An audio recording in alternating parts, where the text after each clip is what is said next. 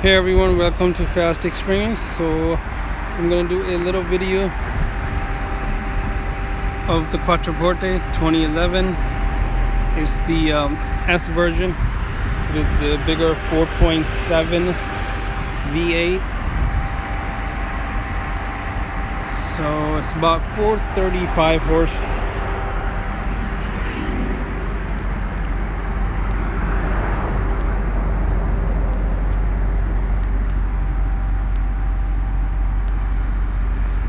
Beautiful California day today.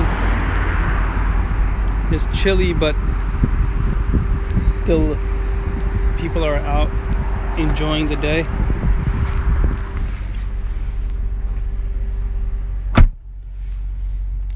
So this did have the usual, as I mentioned in the previous video, sticky buttons. So I fixed all the sticky buttons, including here, and this came out really good. I couldn't fix all that, but the buttons themselves cleaned up really good. I also cleaned this, so it came out good. Didn't have to do anything to the seats that much, and they were in decent condition.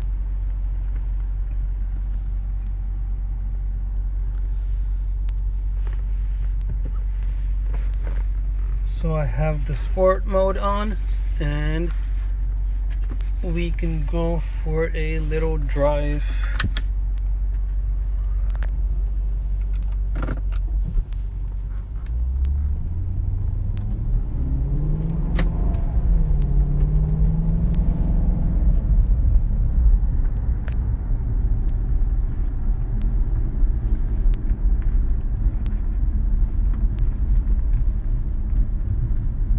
As for 2011, when about a decade ago, when the executive sedans were all V8s, there was S-Class, usual, the 7 Series, but this has something so different in terms of driving and exhaust note and how it pulls. This thing just pulls and pulls like I can pull a mountain, I feel like.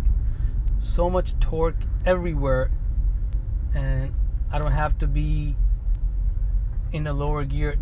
Even if I'm at 60, it's just perfect.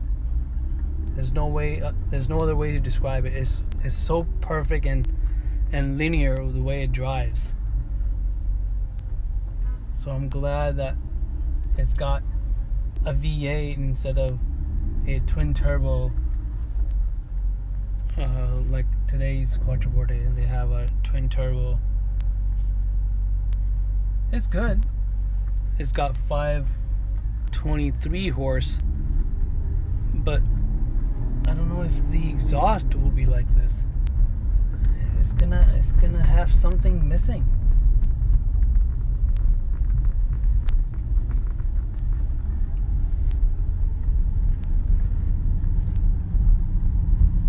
What a nice day out.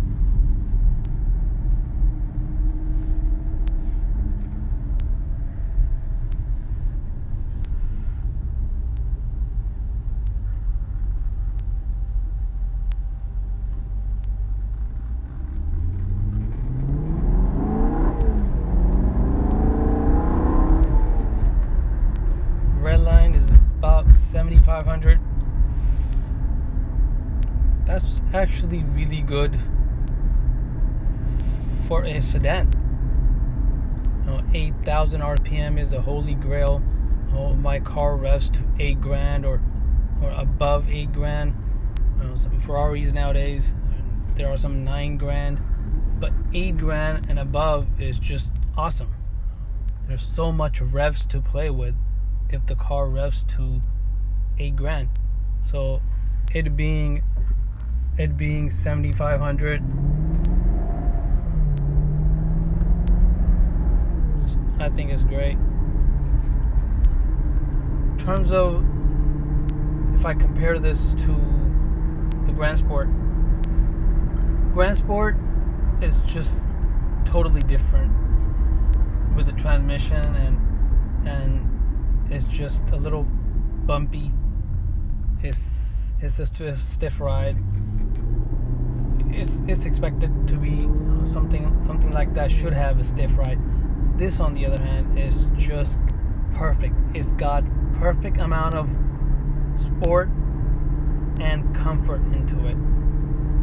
Sport mode just makes the car rev a little higher. It does nothing else. So in my mind, oh, I'm in sport mode, let me rev the car. But in actual performance wise, it doesn't do anything to the suspension to make it stiffer.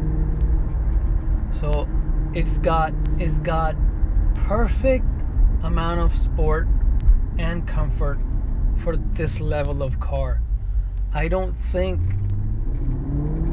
the way this thing drives, I don't know, I've never driven a 7 Series or an S-Class.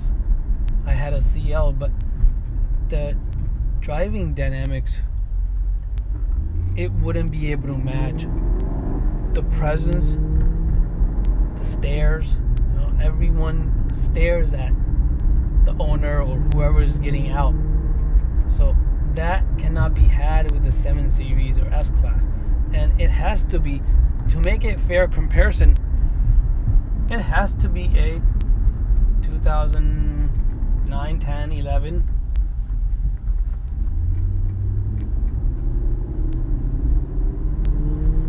missing wise, it's missing cool seats, it's missing the paddle shifters, it's missing the dynamic massaging seats. I would want that if I had a choice. You know, I would want cool seats and massage seats. But paddle shifters is good to see paddles, but it's not something I really want in a ZF 6-speed auto. Like, it's not a twin clutch. It's not a single clutch transmission like the Grand Sport. It's not a twin clutch PDK like Porsche. So I'm not missing the paddles because it's a regular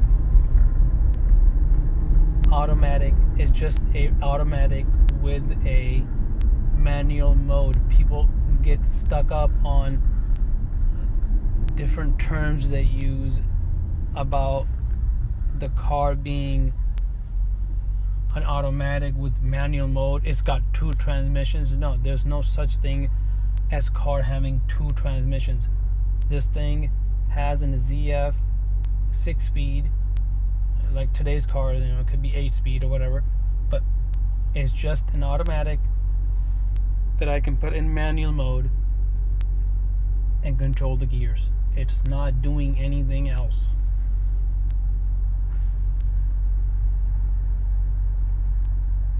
Old looking infotainment, can't complain. I'm not buying the car. I didn't buy the car for, let's just say, you know, Apple CarPlay or Bluetooth or whatever the case may be in today's cars. This car is not for that. No one is gonna buy the car with the amount of tech it has. You know, it doesn't have a keyless start, for crying out loud. So I would prefer a keyless access and start. That's the only thing I would gripe about. But other than that, I'm not gonna gripe and whine about, oh, no backup camera or whatever is missing. It's got parking sensors, it's good enough. But I want performance. I mean, to have 295, as I mentioned in my other video, 295, this is the cheapest way to get 295s rear tires. That is so much grip, so much width on a tire.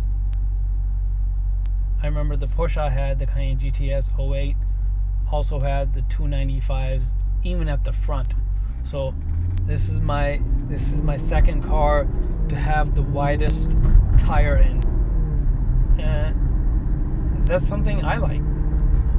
20-inch wheels, red calipers if I can get it. That would be great. But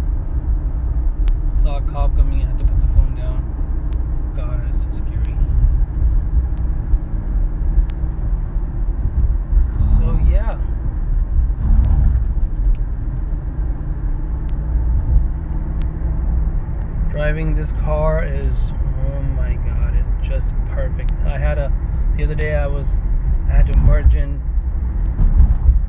to the lane, and there was a Model 3 next to me, and I looked at the Model 3, and I wanted to get ahead of it. He didn't want to give me the way so I can come in front, so he accelerated a little bit. This is me getting on the freeway. He accelerated a little bit. I'm like, and I tapped it a little bit, and I just lurched and leaped like he was just in another zip code in a way. So Teslas, yeah, great, whatever. People like them. I don't know why, but maybe down the road if I want to be quiet and be. But for right now, for the money, any of the Maserati, yeah, service may come up, this and that, whatever the case is. We all know the Maseratis are not reliable as a Prius. Hey, but there is a Prius if you want something that is more reliable.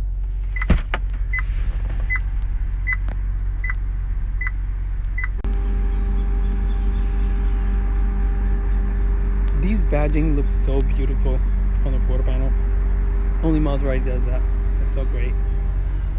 They write the Maserati on top of the air vents. Just elegant. Something, again, I don't really say power seats. Oh, my car has power seats and power windows. Every car has that, people. So, but this has power rear seats. And they come, in some of the cars, they come heated. No, heated seats, it's pretty much on every car nowadays. It's about the cool seats and the massaging seats. That's what we need. I got power windows, power sliding moonroof. Yes, no guys, there's no such thing as manual sliding moonroof or sunroof. It's all power. So people always say power moonroof, power windows, power steering. Okay, that's great. You got power steering. Every car has that. We're not in the 80s anymore. Another great spot to do a walk around.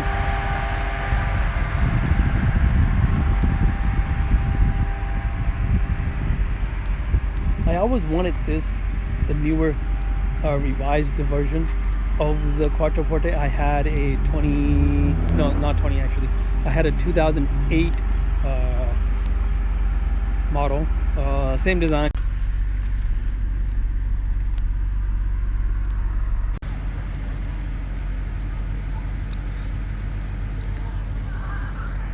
Gorgeous looking wheels. I love the design.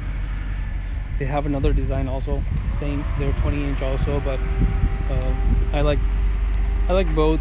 This has a lot more spokes, so a little more challenging and time consuming to clean, but look at this, it looks stunning.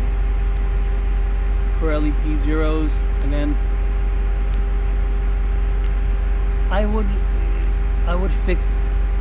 not fix one thing, but I would change one thing, and that would be the calipers. They're gray or black.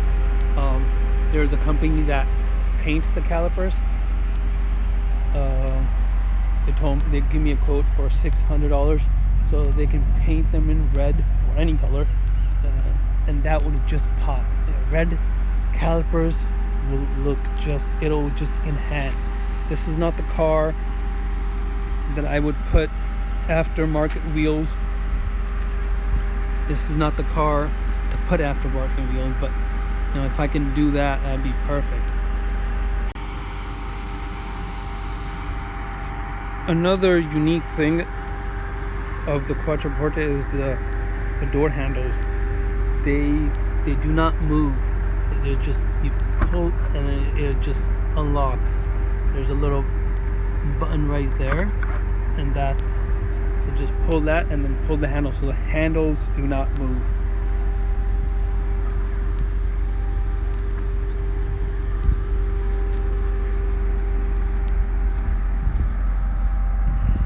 now the challenge, or not the challenges, but I'll be looking for a 20, it could be 2011, 12, 13. That was the last year they made the naturally aspirated V8.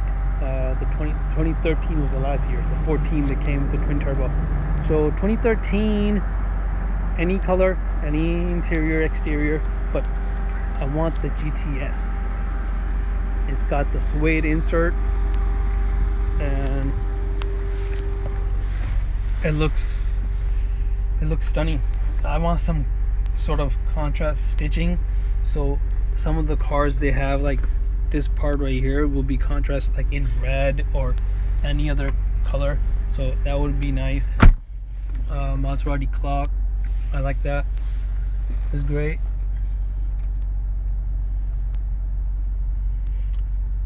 So yeah, that's pretty much it. I like how the oh yeah, one more thing.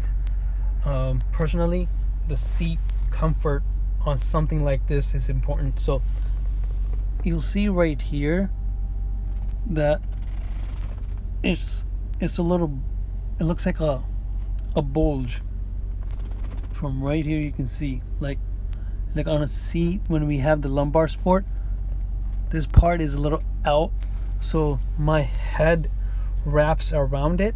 So if this was to be flattened, my head, my neck wouldn't go, it wouldn't be supported. So this has this bulge sort of thing, and my neck just hugs it. I feel like my neck, if someone were to hit me, for instance, my neck would have enough support to take the hit. On any other car, it's just a headrest. It's just a flat headrest, and I feel like I don't have a neck support. I mean, my head can rest on it, but my neck can't. So that's one thing. Whoa, the video is getting long. Anyways, guys, so thank you for watching.